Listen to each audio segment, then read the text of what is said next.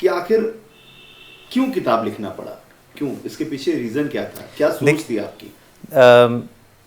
देखिए 2015 में जब आम आदमी पार्टी 70 में से 67 सीटें जीत के आई थी, तो मुझे लग रहा था कि देश, केवल दिल्ली नहीं, देश भर के लोग एक उम्मीद के साथ एक नई किस्म की राजनीति का जन्म होते हुए देख रहे थे। तब मैं भी आम आदमी पार्टी के बाहर था, मैं भी एक साधारण अपनी नौकरी कर रहा था, और मैंने भी टीवी में जब ये देखा कि एक ऐसी पार्टी जिसका ना कोई बैकग्राउंड है और ना ही ये लोग पॉलिटिकल हैं, ये सारे प्रोफेशनल मिडिल क्लास लोग हैं और पहली बार सरकार में आ रहे हैं, तो बड़ी उम्मीद जागी थी कि ये लोग कुछ नया करेंगे, कुछ अलग करेंगे।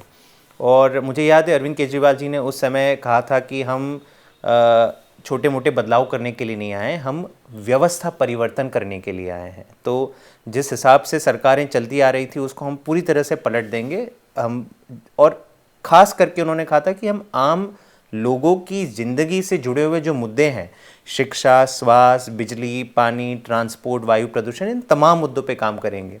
क्योंकि कहीं ना कहीं जो ट्रेडिशनल पार्टीज थी, खास करके कांग्रेस और बीजेपी, आप देखेंगे आज की तारीख में भी ये लोग चुनाव मुद्दों के आधार पे नहीं लड़ते। ये नहीं कहते कि स्कूल के आधार, हम स्कूल ठीक कर लेंगे, अस्पताल ठीक कर लेंगे। केवल राजनीतिक बयानबाजी, एक दूसरे के ऊपर आरोप प्रत्यारोप, यही राजनीति, यही चुनाव रह गया है। तो 2015 में जो उम्मीद जागी थी, आज 2025 आ गया है और 10 साल आम आदमी पार्टी को ख़त्म हो गए हैं। तो मेरे ख्याल से कहीं ना कहीं लोगों के मन में ये सवाल तो ज़रूर है कि जो वो वादा था व्यवस्था परिवर्तन का, उसका क्या हुआ, है ना। और मैं कह रहा हूँ, क्योंकि किताब केवल मैंने दिल्ली के लोगों के लिए नहीं लिखी, दिल्ली में तो अधिकतर लोगों ने देखा है, दिल्ली मॉडल ऑफ गवर्नेंस को जिया है, लेकिन क्योंकि आम आदमी पार्टी एक नेशनल पार्टी है, आम आदमी पार्टी का प्रयोग देश भर में लोग काफ़ी बेताबी से देख रहे थे, तो उन तक ये एक फैक्चुअल तरीके से ये खबर पहुंच पाना कि नहीं वाकई में दिल्ली में कितना काम हुआ है, क्या क्या मूलभूत बदलाव आए हैं। और क्योंकि मैंने पिछले 10 साल में से 8 साल में दिल्ली सरकार का हिस्सा रहा हूँ, पहले 2 साल मैंने मनीष सिसोदिया जी के साथ एक एडवाइज़र के रूप में काम किया, और फिर दिल्ली डायलॉग कमीशन का मैं उपाध्यक्ष रहा, उनके अध्यक्ष अरविंद केजरीवाल जी थे। तो मैंने ये दिल्ली मॉडल ऑफ गवर्नेंस का जो जन्म हुआ है वो मैंने अपने आंखों के सामने देखा है। कई रिफॉर्म्स में मैंने खुद अब भूमिका भी निभाई है।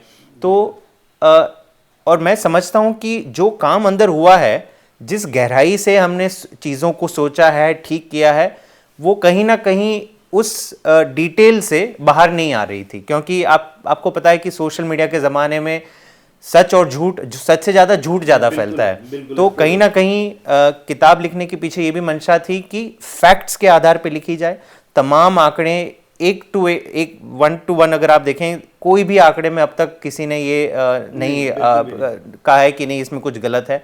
करीबन 50 पेजेस के रेफरेंसेस है। तो मैं चाहता हूँ कि एक सच्चाई में एक रिकॉर्ड बने, लेकिन इसके पीछे दूसरी एक और मंशा थी। मेरा आज मानना है, और मेरा ही नहीं, कई ऐसे विशेषज्ञों का भी मानना है कि भारत जिस दिशा में आज जा रहा है वो बहुत ही, I would say it is a very dangerous path that we are going. क्योंकि गरीबों के लिए मुझे नहीं लग रहा कि आज देश में कोई ज़्यादा सोच रहा है। हमारी आबादी इतनी बड़ी है, लेकिन अगर आप शिक्षा और स्वास्थ्य में भारत की रैंकिंग देख ले तो हम बहुत ही निचले स्तर पे। एक ह्यूमन डेवलपमेंट इंडेक्स होता है जो यूनाइटेड नेशंस लाता है, 10 साल पहले भारत की रैंकिंग उसमें 130वीं थी, करीबन 190 देशों में से 130वीं थी। आपको जान के ये ताज्जुब होगा, आज हम बेहतर नहीं हुए, हम और गिरे हैं। आज हमारी 134 हो गई है, 134। तो हम जो कहते रहते हैं, डंका बजाते रहते हैं कि भारत बहुत आगे बढ़ गया, भारत, अरे फोटो खिंचाने से भारत नहीं आगे बढ़ता। आपको जब तक मूलभूत सुविधाएं और खास करके शिक्षा और स्वास्थ्य, शानदार शिक्षा और स्वास्थ्य गरीब से गरीब आदमी को भी जब तक आप नहीं मुहैया करवाओगे, तब भारत नहीं आगे बढ़ने वाला। तो कहीं ना कहीं मैं मानता हूं कि अगर हमें विकसित भारत का सपना देखना है तो उसकी राह दिल्ली मॉडल दिखाता है।